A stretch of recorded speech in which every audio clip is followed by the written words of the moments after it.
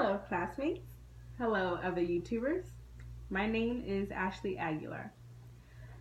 Did you know that women reported that they found their doctors uncaring and patronizing? My experience with doctors, especially OB-GYNs, were not that traumatizing. When my mom was pregnant with my brother, I was 12 years old, and I knew I wanted to be in the delivery room. I wanted to know what exactly it took to bring a baby into this world.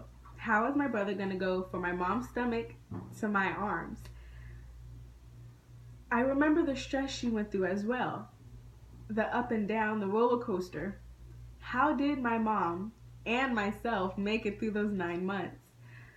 Well, I can only give credit to my mom's OB-GYN. I don't know a person that can call my mom like her doctor did.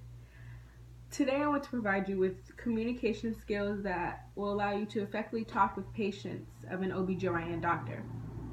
My mother was very nervous to give birth, even though it was her second child. But at the end of every doctor's appointment, she would leave feeling better. Somehow, the words of her doctor would calm her. Many mothers have concerns about their pregnancy or even fear the action of giving birth. But the professionalism from an OB-GYN can make the challenges, concerns, and complications of a pregnancy and birthing less frightening for a mother with the proper communication skills. In the workplace of obstetrician gynecologists, the use of cultural sensitivity, interpersonal time, and extensional orientation is essential for communicating with patients. Now you may be thinking, what if I don't want to be an OB-GYN? What if I don't even want to work in the hospital? As a college student, we strive to be something great. We strive to have all the answers. We strive to help those in need. But we may encounter people that we must help or interact with that are not the easiest to be around or talk to. Since we can't all be born with perfect communication skills, we can start practicing important ones now that will benefit us as a diverse person and a respected worker in any job. When we communicate with others, we may have concepts in the back of our head that we keep in mind. Some of us with not the best communication skills need work on those concepts to keep in mind when communicating. For instance, extensional orientation. This is viewing someone based on their actions and what they say rather than taking the labels that society has given them.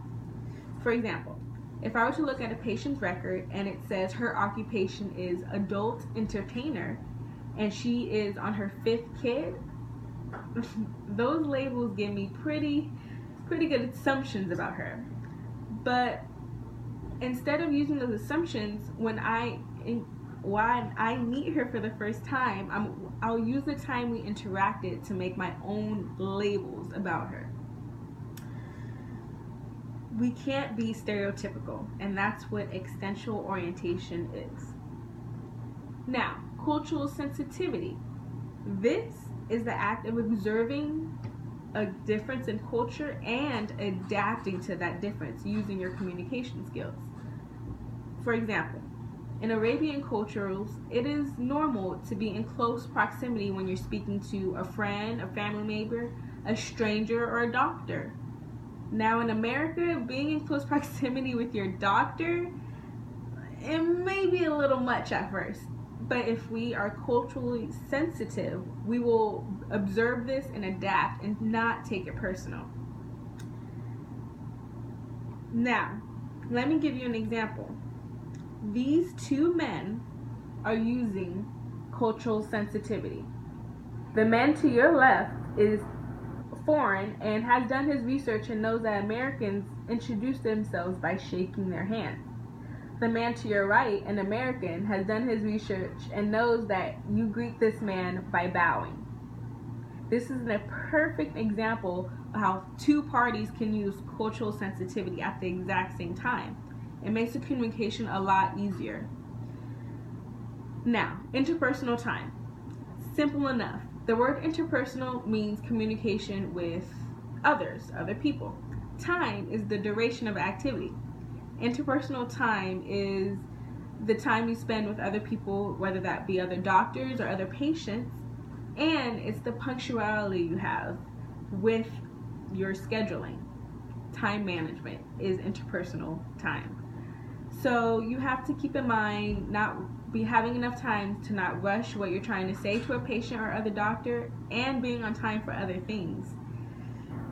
Time management is of essence in anywhere, especially the hospital. Now that I've shared you through these 3 communication skills, I want you to take these skills and use them in anything. The use of cultural sensitivity allows you to communicate with practically anyone you come across. America's a pretty big melting pot at this point, and you can meet anyone right in front of your door. Cultural sensitivity allows us to see that ahead of time and be sensitive. Time management is a must in anything. We want to make it on time to meetings, to interviews, to make it in before they stop selling breakfast at McDonald's. Time management is of essence for anything, job or outside of job. And lastly, we always want to avoid being stereotypical. It's not the best look. We never want to judge a book by its cover. You never know what's inside.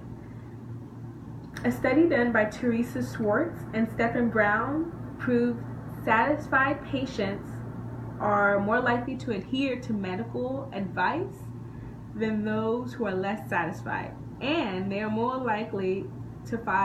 less likely to file professional suits. Communication skills can be practiced, making a well-rounded worker in any job. Talking with patients is only half the journey. Active listening and edited responses is essential to build your communication skills.